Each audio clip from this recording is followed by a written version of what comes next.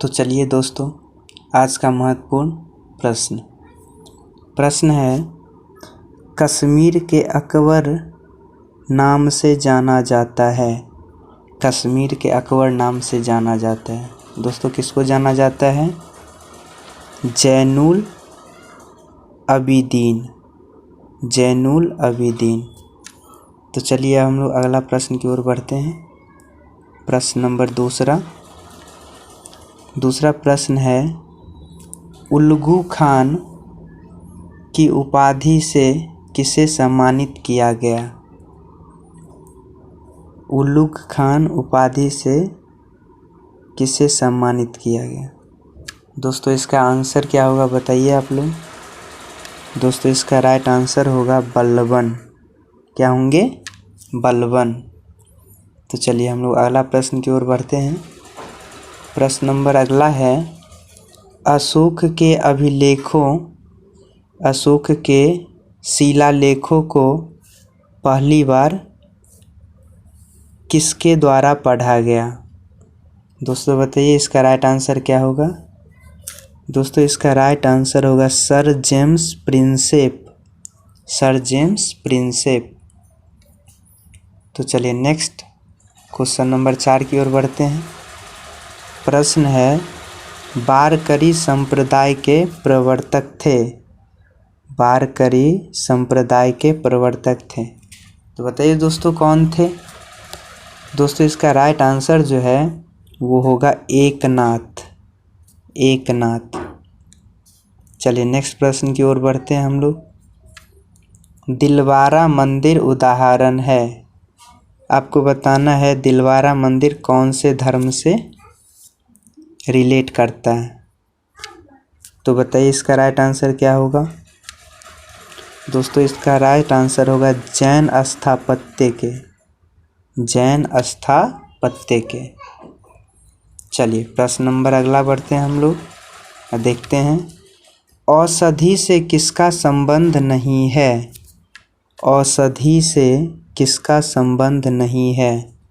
तो दोस्तों, इसका राइट आंसर होगा भास्कराचार्य। भास्कराचार्य। तो चलिए हम लोग अगला प्रश्न की ओर बढ़ते हैं।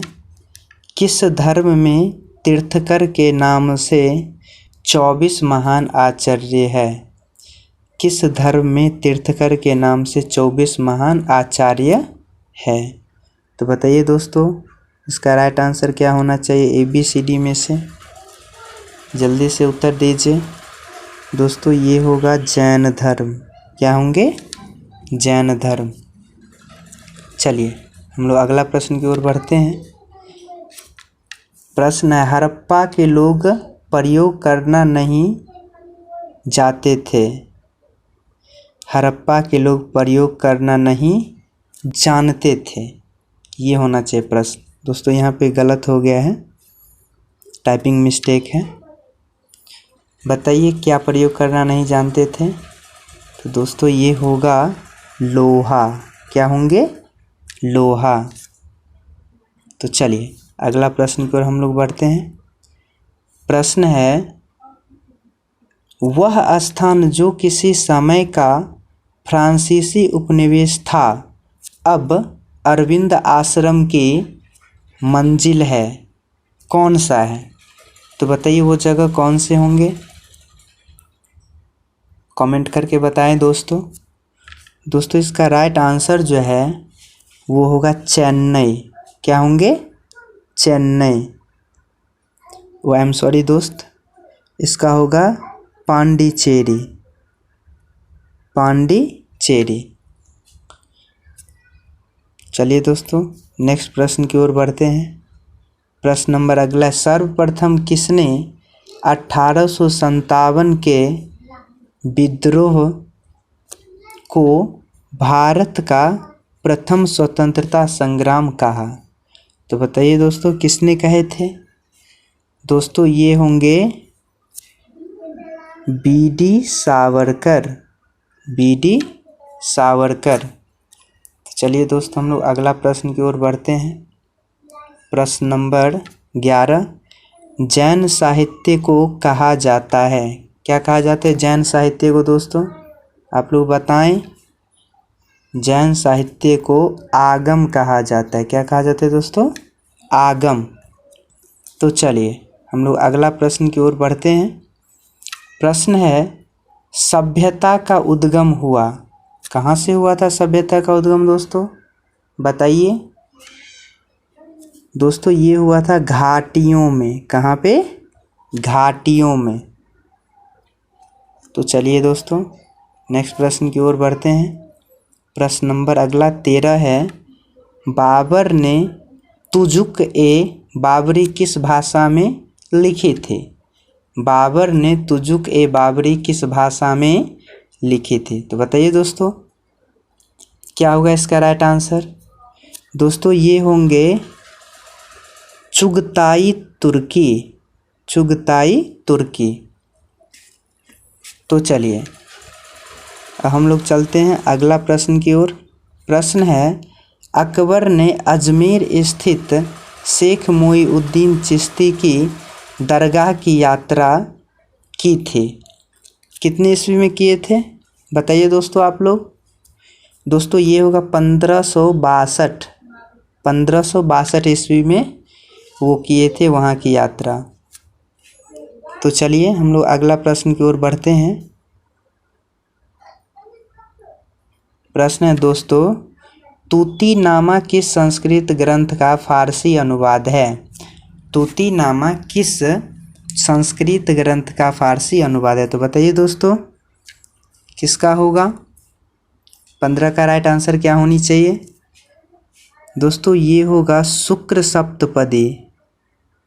सप्तती। शुक्र सप्तती। तो चलिए दोस्तों नेक्स्ट प्रश्न की ओर बढ़ते हैं। प्रश्न नंबर अगला, निम्नलिखित में से कौन सा युद्ध मद्रास की संधि के द्वारा समाप्त हुआ? बताइए दोस्तों इसका राइट आंसर क्या होगा? दोस्तों इसका राइट आंसर होंगे प्रथम मैसूर युद्ध। क्या होगा दोस्तों? प्रथम मैसूर युद्ध। तो चलिए हम लोग अगला प्रश्न की ओर बढ़ते हैं।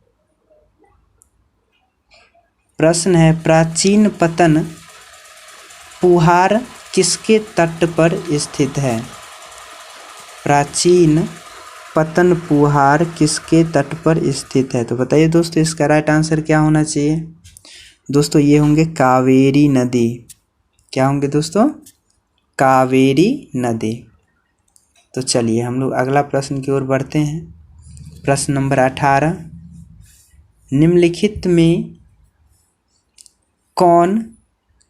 निम्नलिखित में से किसने मुंज सागर नामक तड़ाग खुदवाया?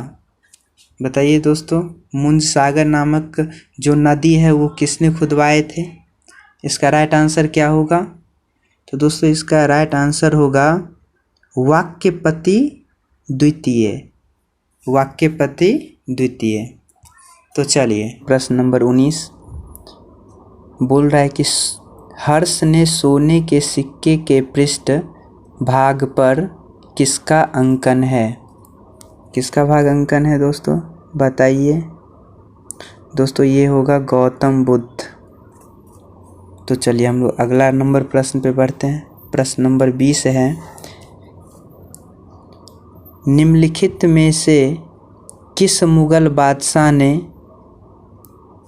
आलमगीर द्वितीय की उपाधि धारण की? तो बताइए कौन से ऐसे मुगल बादशाह थे जिन्होंने आलमगीर द्वितीय की उपाधि धारण किए थे? बताइए दोस्तों। ये होगा शाह आलम द्वितीय। कौन होंगे दोस्तों? शाह आलम द्वितीय। तो चलिए प्रश्न नंबर 21 को देखते हैं।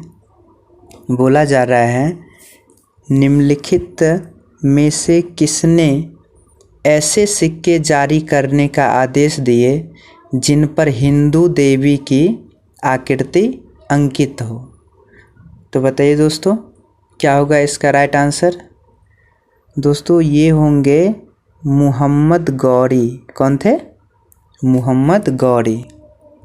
तो चलिए प्रश्न नंबर आगे देखते हैं। प्रश्न है, किसने रामायण का फारसी में अनुवाद किया था? तो बताइए रामायण को फारसी में अनुवाद करने वाले कौन थे? बताइए दोस्तों।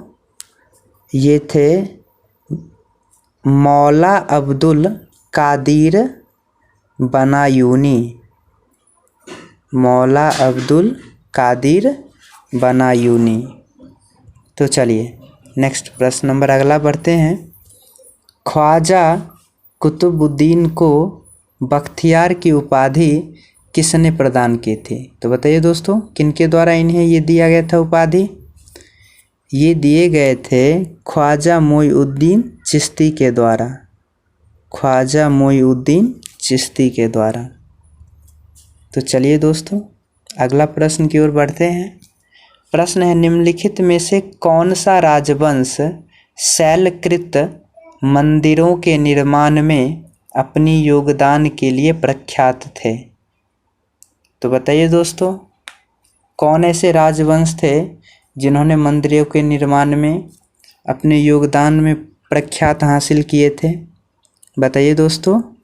ये होंगे राष्ट्रकूट। कौन होंगे? राष्ट्रकूट। तो चलिए हम लोग अगला प्रश्न की ओर बढ़ते हैं। प्रश्न है, पाल और प्रतिहार प्रशासन का पतला से तात्पर्य था। पतला से क्या था तात्पर्य दोस्तों? बताइए क्या होना चाहिए इसका राइट आंसर? दोस्तों ये होगा दान में दी गई भूमि। दान में दी गई क्या? भूमि।